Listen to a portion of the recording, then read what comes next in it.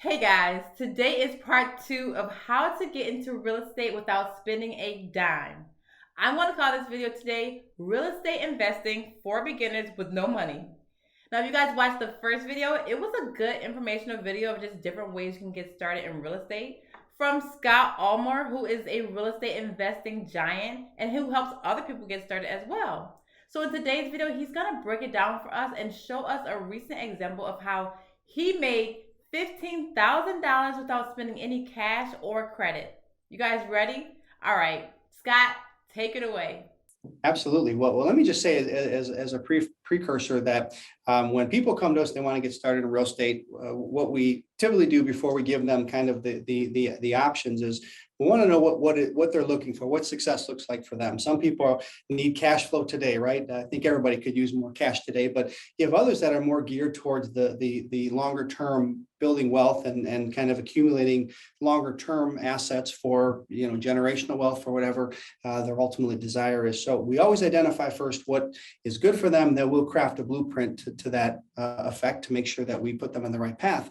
And as far as prerequisites for people that are watching that say, I want to get started, but what does it take? And so what we tell people to get started, if you can dedicate 10 to 15 hours a week, you can follow curriculum and ultimately follow a blueprint, and you can be consistent. And that really is the key, because what we're doing is identifying a demographic of leads, or we're going to target these leads. And if you can spend 10 hours a week and you're making calls, following a very simple script, it's a numbers game. Some are going to say yes. And we get such a kick out of it because people are like, oh, they said yes, I can't believe it, right? And they're so excited, they usually forget the rest of what they're supposed to say, but that's a good problem ultimately. But some don't say yes today. In fact, one of our slogans here internally is the fortune lies in the follow-up.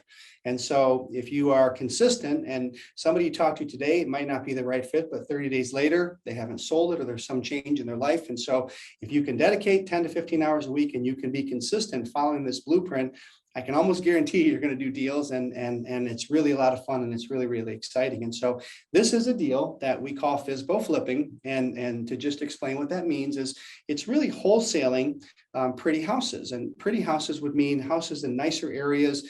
This here was originally about 500,000, and ultimately we did the deal around 400,000. And I'm going to go through that here in just a second. But FSBO flipping is what we call what we do dealing with kind of nicer homes. And really the difference is when you're wholesaling and you're starting out, many times you're dealing with areas and properties and price points that are, under $100,000, sometimes under $50,000. And nothing wrong with those. We've certainly done our share of those over the years, but you're in certain parts of town, and we've had feedback from some of the people we work with that maybe not as comfortable in those parts of town, and there were some things that may not have been as they would have liked. And so we learned that you can do the same thing with properties that have maybe an extra zero behind them. And I've also found that it's always easier to talk to sellers that have a house that is worth 300,000 or 400,000, because if they're in a jam or they're in a situation that they need to sell for whatever reason, they kind of understand that. And there's not a lot of selling involved. Even though I'm in sales, I don't really do a lot of selling. It's kind of like, here's what we do, and it's either the right fit for you or it's not. So I want to just kind of share that kind of out of the gate, because I would think people are wondering, well, what does it take to do this? And do I have the right stuff? And again, if you can do those things I mentioned a minute ago, I think you've got a potential to make some really, really good money in real estate. So this is a property. Really quick, I don't know if we explained it. What does FSBO stand for? Yes, thank you. So FSBO is it's an acronym for sale by owner. And when people go to sell their home, they really have two options. They can either list it with a realtor, or they can sell it by themselves. And that's what's called for sale by owner. And if you blur that acronym together, you call it FSBO. So, but FSBO is just that. It's somebody who's selling the property on their own, not using a realtor, but selling it by owner. Now, why would someone want to sell their home without a realtor? It's a great question. There's really one reason, and it boils down to the commissions. And so what happens is that folks that are selling their home don't want to pay what's on average about 6% to the realtor or realtors that ultimately sell the property. So what we have learned over the years is, I mean, there may be some variations on that, but the primary reason is someone says, look, I can sell my house better. Nobody knows my house better than me, and I can give it the attention it needs and the marketing it needs. But boiled down, it usually means they don't want to pay a commission to somebody else to sell it for them. And we understand, the higher prices you get, that 6% can really be a lot of money. In fact, on a $300,000 home, it's about a $30,000 commission, if I'm doing my math right. Then of course, put Andrew on the spot over there. So it can add up very, very quickly. And that is really the primary reason that people don't want to list it with a realtor. Now, are there a lot of those people?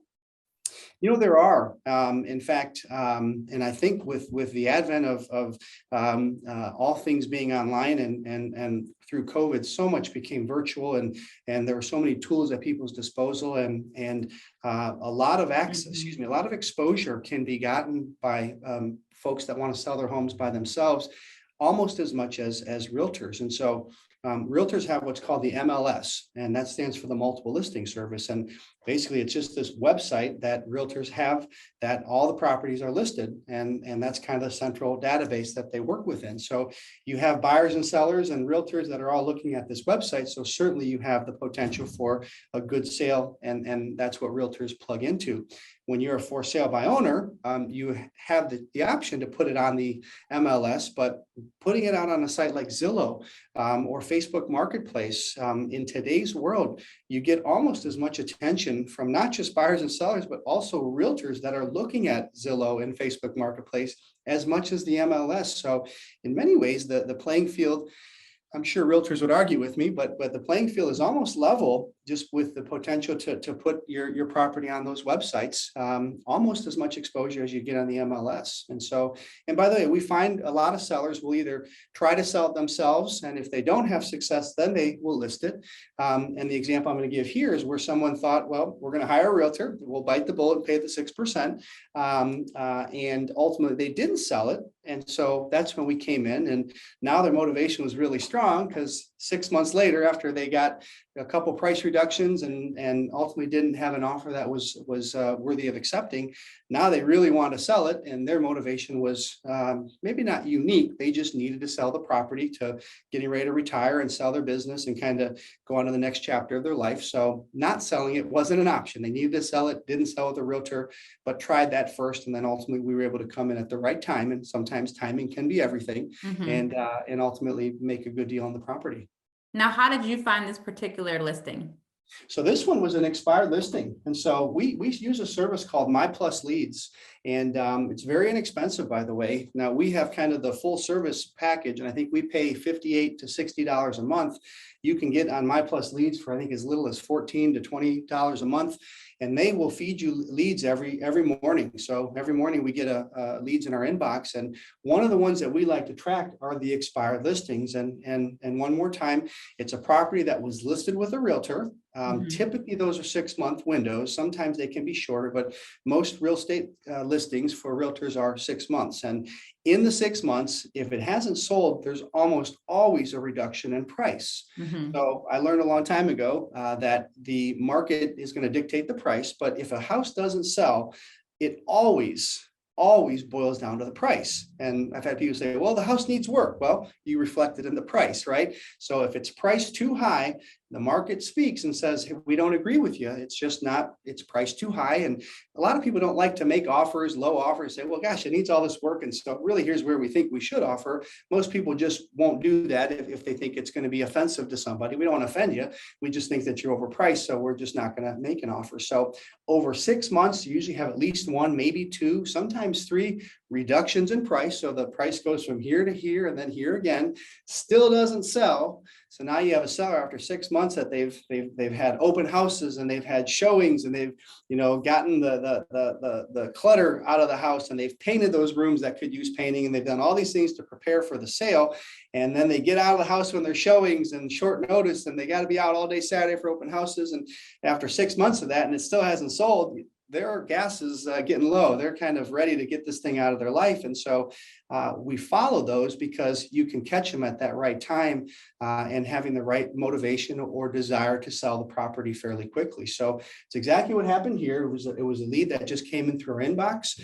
We have a very, very simple script that we call. Now I will say, and I mentioned this in the other video, that we always ask if a seller would be willing to accept payments because it doesn't cost us any money. And what that simply means is, and I will tell you that you'd probably be surprised at how many people under the right terms, the right conditions would accept payments, which means they don't want any money or don't need any money up front. And what we do, Whitney, is we work with buyers that are looking for properties that they can buy where they don't have to qualify with the bank today. You and I talked about self-employed business owners on the first video, and that's really a large part of who we sell with. So in our business, we kind of have parallel tracks. We're always looking for buyers who have a down payment, who can afford a mortgage. Self-employed is a big part of that, but they can't go to the bank today. But they're looking to buy a house. They want to buy in a nice area. And on the other track is we're always looking for houses that might fit what our buyers are looking for.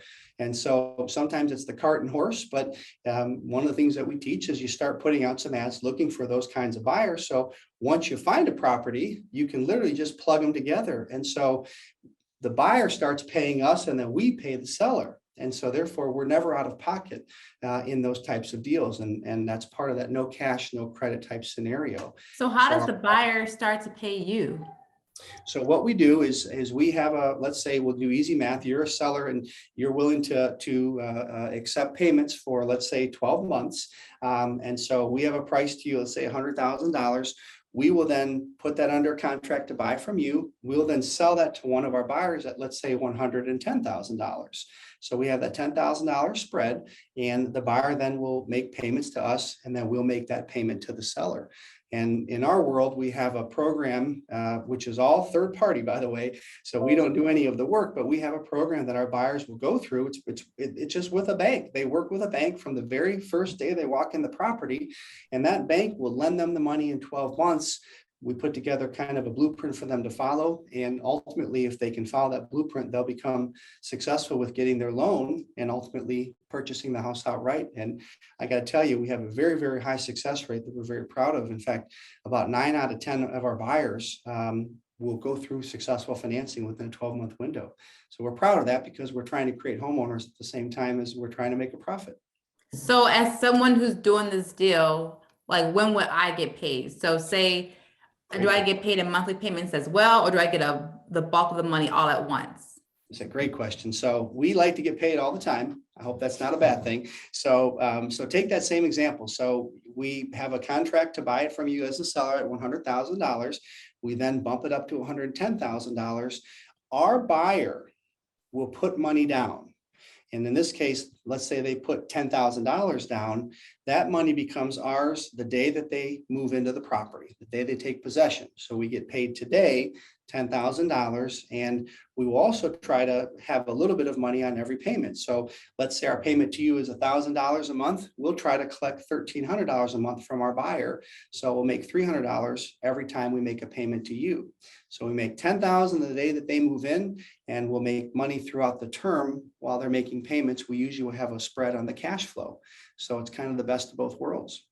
So the buyer doesn't mind paying a higher price for the house because they want it and they know that they need, this is kind of their route to go when it comes to being able to actually get the house because they can't get a typical loan from the bank. Is that how it works? Or is that the reasoning?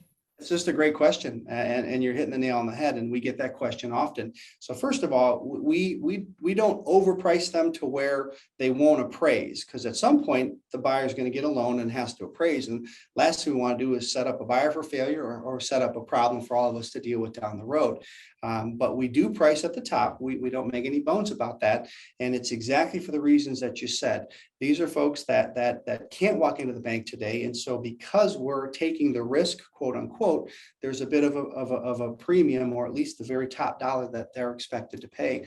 And again, for the privilege and benefit of being a homeowner, of having the home of your dreams, we hope, and a place that ultimately you can be for a very long period of time, and hopefully raise your kids there and maybe leave it to your kids, create a legacy, all the things that we believe in home ownership.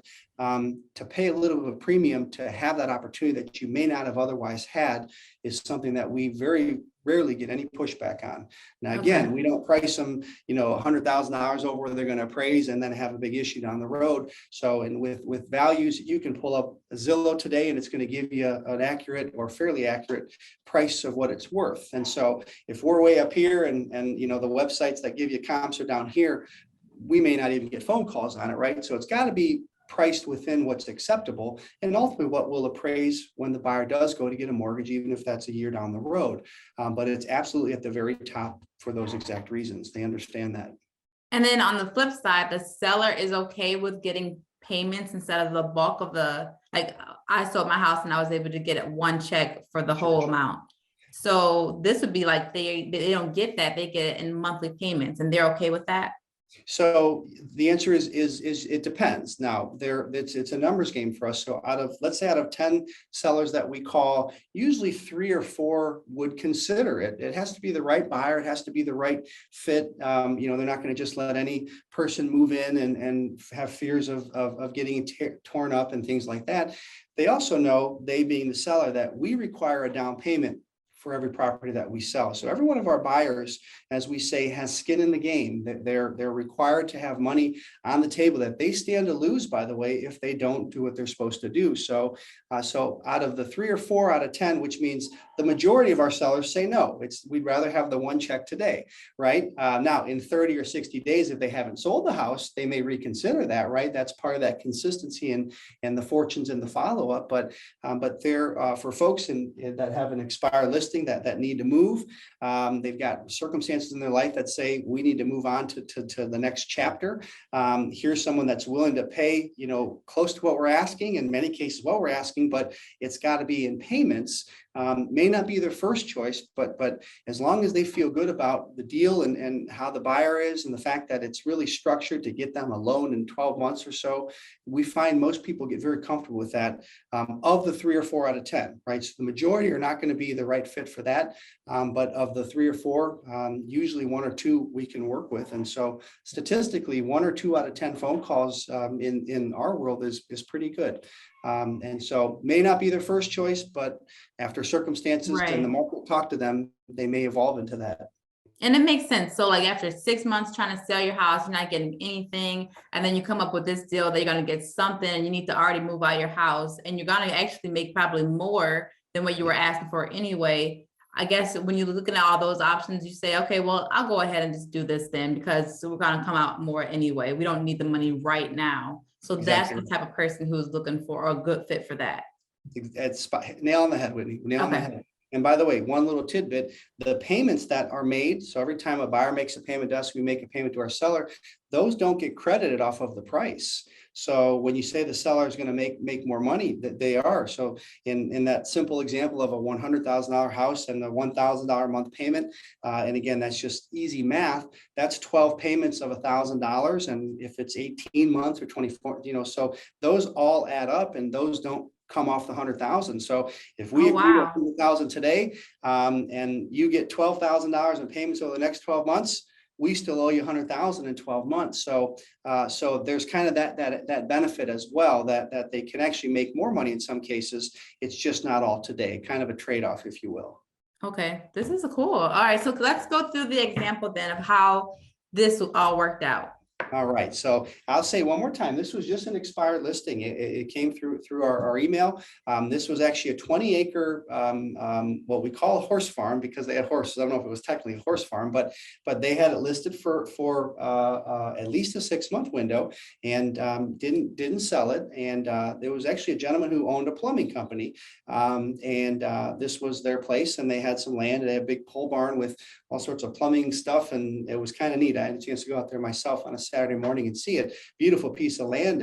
And at the time, 6 months had gone. They wanted to retire. He had sold his business, and this was kind of the last of their assets they were trying to sell. So we asked them if they would take payments, as we typically will do, because we know that doesn't require us to come up with any money. And even though we followed our script, it just wasn't something they were interested in, because they want to travel and just move on with their life. So we said, okay, well, we know you had it listed, and if there was kind of a price that would make you happy, but was really your bottom line. And we don't haggle, we don't like to negotiate much. So we just kind of ask, and they actually came down to $395 is actually the price. So we have a very, very good flow. And Whitney, you were commenting how good my handwriting was before we started here. And I'm just kidding, not my handwriting. My handwriting is terrible, so I can't take credit. But we have this expired listing that comes in. We have a very simple phone call. And I know some people don't like the phone. They feel like we say it doesn't weigh 10,000 pounds. It's a light phone, but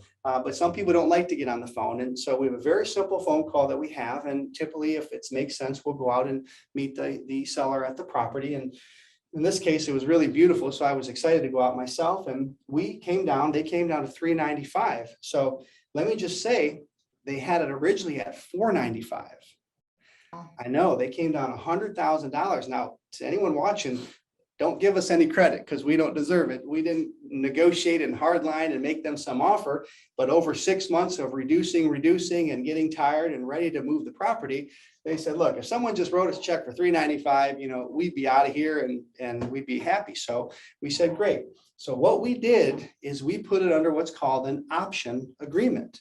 Now, an option is one page. And in our world, everything is very simple, very easy to understand. We gave them $10. So now the option agreement is what's considered bound, or a binding agreement. And the option says we have the option to pay you $395 in the next 30 to 60 days. If we don't pay it, we lose our $10. And if we do pay it, ultimately, then we have that right to do so. But the option gives you the option to do anything, and you don't have to do anything at all, right? If we sell it, great. If we don't, that's okay too. It cost us $10 and the time that it took for us to go out and meet the seller. And if you're new or getting into it, having those one-on-one meetings is worth a ton, right? Getting in front of a seller and just having a conversation, even if the deal doesn't come together, there's so much inherent value in that forget the $10 if you don't end up selling it. Just that experience is just worth its weight in gold. So what we did once we had it under that option agreement is we had 3 sites that we put the property on for marketing. Zillow is really important to us, and I'll give a little golden nugget here. Anytime you are dealing with a situation like this, you want to have control of the Zillow ad. So we always ask the seller, can we have Zillow? And the reason being, Whitney, is that when someone drives by a house, they, oh, look at that, it looks like a great house, let's write the address down. And they Google it, almost always the first site that pops up is Zillow. They have a very strong search engine. So if we market, if we put a sign in the yard and we have arrow signs and we have ads out, and the person drives by the property and then they pull it up on Zillow, and the seller's information is on Zillow, all of our marketing drove the buyer to call the seller. Right. We always ask if we can have Zillow, and we find that we sell a lot of properties through that. So Zillow, and yes, Craigslist. I know maybe people don't know that Craigslist still works really well today. Not at all, but I didn't know that. We put something at home on Craigslist the other day, and my wife was petrified that I was going to get robbed, selling something. Yeah. It's not always that bad, believe me. So, but there's still a lot of folks that look on Craigslist. Now, we found our buyer from Facebook Marketplace. And so wow. Most people watching are familiar with that. And so here's what happened. And this was actually, it was kind of neat. It was a brother and sister whose parents passed away, or one of the last remaining parent passed away, left them some money, and they were buying this 20 acres, which had a couple buildings on it, a big pole barn and a house, and they were buying it for a family retreat, or like a family that had a bunch of kids and cousins. And I mean, it was so cool and good for them. And so it was like the perfect piece of property for them. And they just found it looking on Facebook Marketplace. So we come in and we end up talking to them, and they ended up offering us in cash, because they had cash, which means they didn't have to go to a bank. They literally could write a check, and they offered us the $395. Well, what we did is we went back to the seller and we said to them, and by the way, we play cards. We use the cards facing up, right? We try to be as transparent. And I've had people say you're transparent to a fault sometimes, but we like being transparent, and I find that other people like that as well.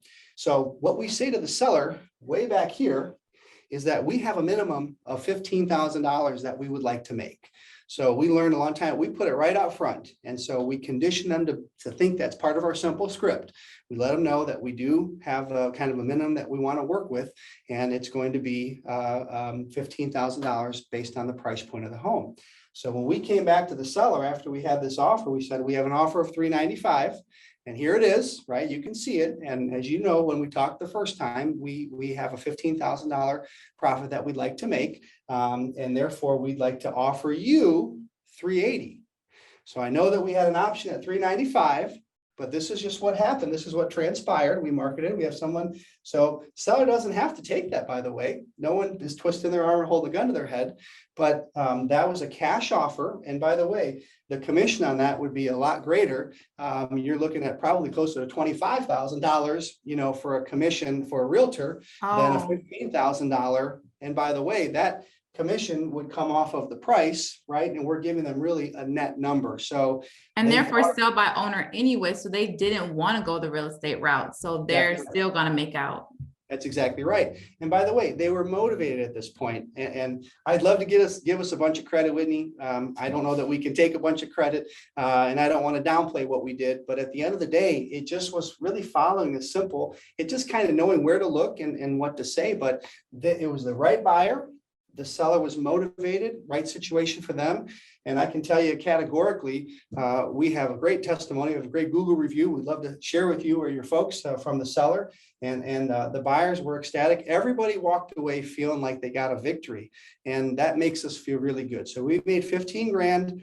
I got to tell you, I think we visited the property 3 times, put some ads out. Again, I don't want to minimize what we did, but I also don't want to make it seem like it was some insurmountable, all-encompassing project. We probably had a total of 3 or 4 hours in the whole deal, and anybody can do this. 3 or 4 hours to make $15,000.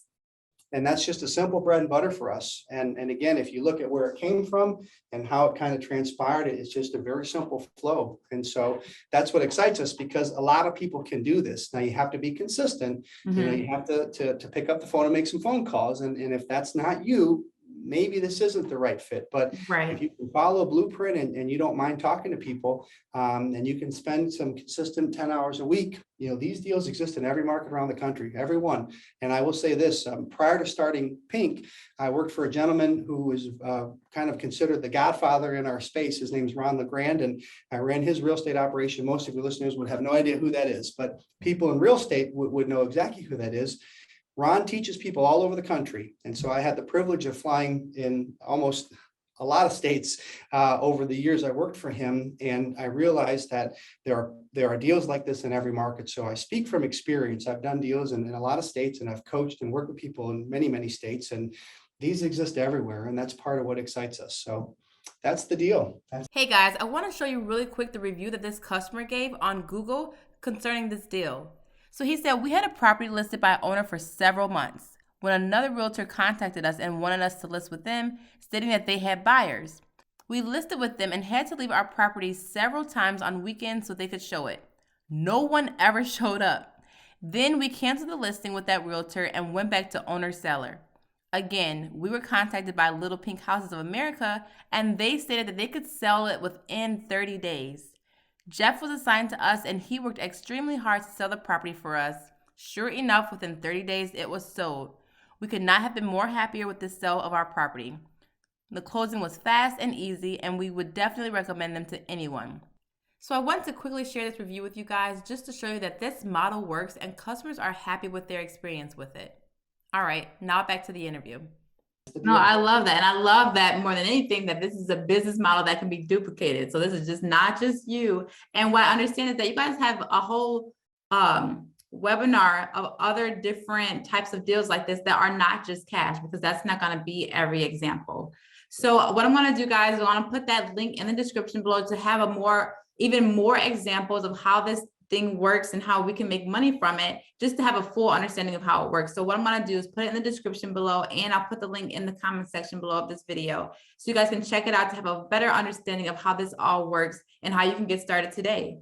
So thank you, Scott, so much. This is so interesting. I'm really excited about this. I talked about this before that once my kids get into school, I want to go full force into real estate. And I really love this model. So thank you so much for just sharing it with me and my audience today. And do you have any last words or anything else that you want to say for anyone interested in getting in started with real estate? Absolutely. First of all, thank you for having me. It's really a pleasure to be on here and getting to share. And I guess my final words would be this. I think that, life is crazy. Life is hard. People, kids and things. And the common denominator for most people is there's just never seems to be enough money. And this is a way, and a lot of people have great jobs, but for even a side hustle or just a way to make money on the side, I just don't know of a better industry out there where you can do this and make this kind of money. I just don't know of any. So if anyone's thinking about it, have thought about it, it's been a distant kind of dream in their minds. There's just never been a better time. And even though the markets everywhere are really hot, the misnomer is that you can't find good deals. They're everywhere, and you take advantage of the market. And by the way, if the market goes down, there's even more opportunities. And so there's just never been a better time. So if anyone's thinking about it, whether it's us or somebody else, plug into somebody, get a mentor, find a blueprint, and I can promise you won't be disappointed if you can follow the blueprint. Okay, guys, so did that make sense? If you guys made it to the end of this video, I want you to drop me a comment below right now saying I made it.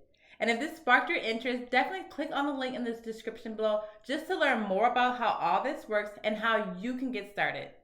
And next week, we're going to talk to one of Scott's students because it's nice that Scott can do this, but can this model be duplicated? Subscribe now and hit that bell for notifications so you guys don't miss out when I release that video. And as soon as that video does get released, I'm going to add it to the description of this video so you can go ahead and just watch it right now whenever, if you're watching this past the date that I actually interviewed that other student of Scott's. All right. Thank you guys for watching. I hope you have a great day. Thanks for making it.